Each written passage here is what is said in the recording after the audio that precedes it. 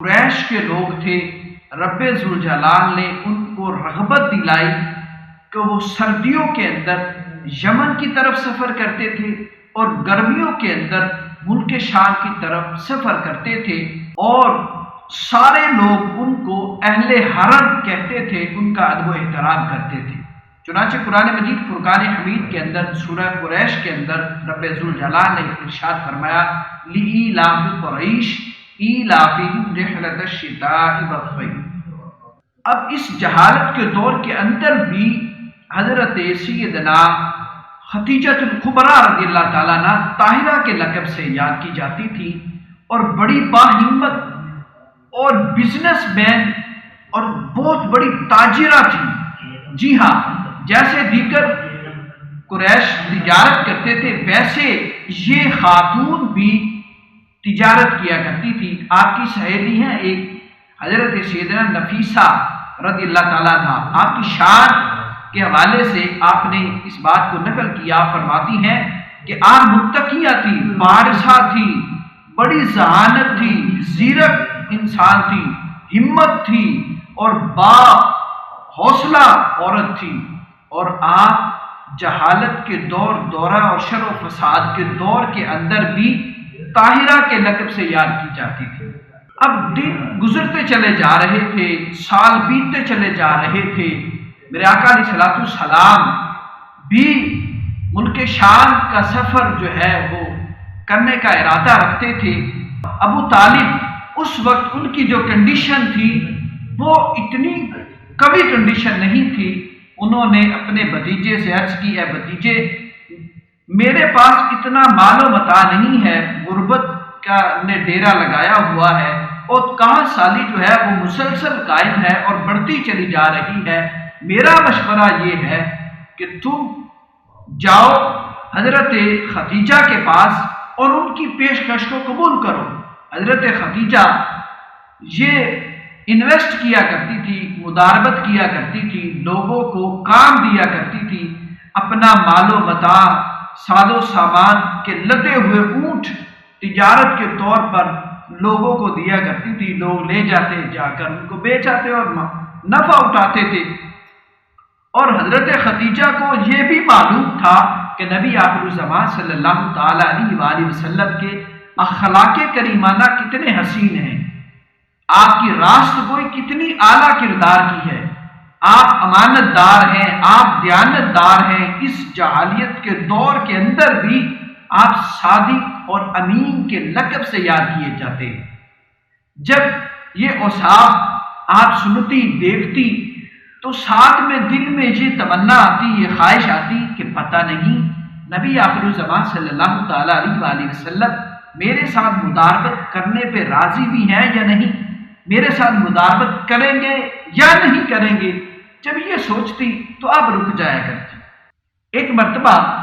کہا سالی اتنی بڑی، ابو طالب نے یہ مشورہ دیا کہ اے بھتیجے، تم میری بات مانو کہ تم خدیجہ کے پاس جاؤ، وہ بڑی سمجھدار اور زیرک عورت ہے، تم جیسے ہی جاؤ گے دیگر لوگوں کی طرح وہ تجھ پہ زیادہ اعتبار کرے گی اور تجھ پہ زیادہ انٹرسٹ کرے گی، کیونکہ تم اس دور کے اندر بھی صادق اور امین کے لقب سے یاد کیا جاتے ہو، اور تمہاری دیانت داری کے چرچے جو ہے وہ ہر سو ہے، لہذا میرا مشورہ ہے تمہیں جانا چاہیے۔ اس پر میرے آقا علیہ الصلوۃ والسلام نے جواب دیتے ہوئے فرمایا، اے چچا، میں نہیں جاؤں گا۔ اس پر آپ نے ناپسندیدگی کا اظہار کیا کہ میں وہاں نہیں جاؤں گا، اگر اس نے خود ہی آفر دی تو میں قبول کر لوں گا۔ یہ بات چیت چچا اور بھتیجے کے درمیان جب ہوتی ہے تو یہ بات چیت حضرت سیدنا خدیجہ الکبریٰ رضی اللہ تعالیٰ عنہا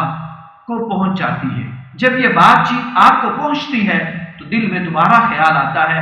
اب موقع ہے کہ اب میں تجارت کے لدے ہوئے اونٹ حضور جان عالم صلی اللہ تعالی علیہ وآلہ وسلم کے سپرد کر دوں۔ حضور جان عالم صلی اللہ تعالی علیہ وآلہ وسلم کے دربار میں پیشکش بھیجی، میرے آقا علیہ الصلوۃ والسلام نے قبول کیا، اور حضرت خدیجہ نے عرض کی، یا رسول اللہ علیہ وسلم، میں اس بات پر آپ کے ساتھ انویسٹ کر رہی ہوں، مداربت کر رہی ہوں کہ آپ ہمیشہ سچ بولتے ہیں، آپ کی امانت داری بڑی کمال کی ہے، آپ کی دیانت داری بڑی کمال کی ہے، آپ کے اخلاق کریمہ، آپ کے محاسن اخلاق بہت اعلیٰ درجے کے ہیں۔ میں اسی بات پر آپ کو اپنا سامان دیتی ہوں اور اپنی قوم سے 2 گنا زیادہ پروفٹ آپ کو میں دوں گی، آپ میرا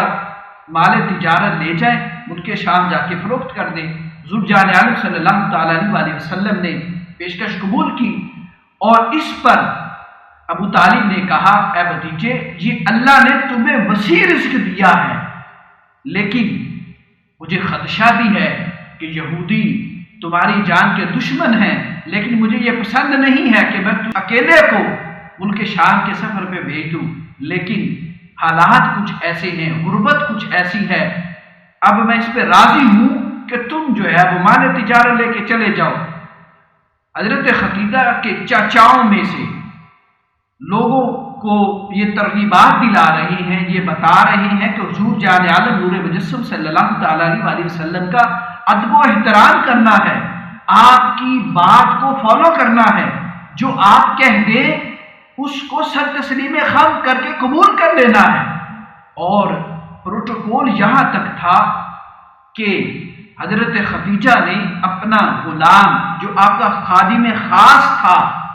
جس کا نام میسرہ، اس کو ساتھ بھیجا، اور میسرہ کو یہ نصیحت کی، یہ تلقین کی کہ میسرہ، حضور جان عالم صلی اللہ تعالیٰ علیہ وسلم جو سوال کریں، جو بات کہیں، تم نے ان کے سوال کے آگے کوئی سوال نہیں کرنا، جو بات کہیں خاموشی سے ان کی بات سننی ہے اور خاموشی سے ان کو فالو کرنا ہے، اور ہاں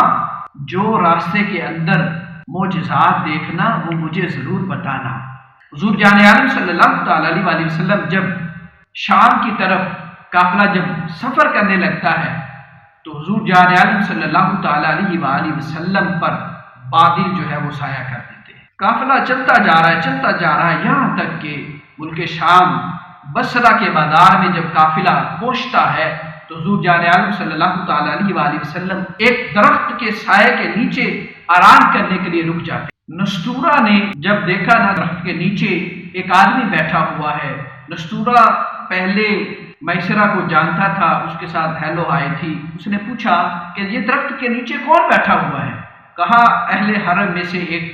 قابل اعتماد شخص ہے، وہ بیٹھا ہوا ہے۔ کہا اے میسرہ، اس درخت کے نیچے نبی کے علاوہ کوئی نہیں بیٹھا ہے، کیا ان کی آنکھوں میں سرخی ہے؟ کہا بالکل ہے سرخی، جو برابر رہتی ہے جانے کا نام ہی نہیں لیتی۔ کہا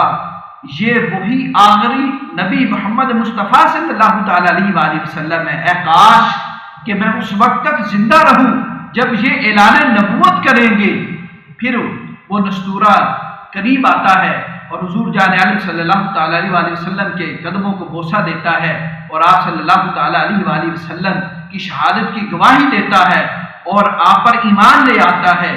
اور گواہی دیتا ہے کہ اللہ کے سوا کوئی عبادت کے لائق نہیں، آپ اللہ کے آخری رسول ہیں۔ یا رسول اللہ، میں نے ساری علامات آپ نے دیکھ لی ہیں، لیکن ایک خاص علامت ہے جو میں دیکھنا چاہتا ہوں۔ میرے آقا علیہ السلام نے فرمایا نستورہ وہ خاص علامت کون سی ہے؟ نستورہ نے عرض کی یا رسول اللہ علیہ وسلم، آپ اپنے دوش مبارک سے کپڑا ہٹائیے تاکہ وہ خاص علامت میں دیکھ سکوں۔ میرے آقا علیہ السلام نے اپنے کندھوں کے درمیان سے کپڑا ہٹا دیا تو نستورہ نے وہ مہر نبوت کو دیکھا، اور دیکھ کر اس کو بوسہ دیا، اور بوسہ دینے کے بعد میرے آقا علیہ السلام کا ایک طویل قصیدہ پڑھا، اور طویل قصیدے کے اندر اس نے اس بات کی گواہی دی کہ اللہ کے سوا کوئی عبادت کے لائق نہیں، آپ آخری نبی رسول ہیں، اور رسول امی رسول ہیں۔ حضرت عیسیٰ علیہ السلام نے جس کی بشارت دی تھی کہ اس درخت کے نیچے میرے بعد جو آنے والے آخری نبی ہوں گے وہ اس درخت کے نیچے بیٹھیں گے، اور وہ حوض کے مالک ہوں گے، وہ شفاعت کبریٰ کریں گے، اور جنت کے اندر اپنے امتیوں کو لے کے جائیں گے۔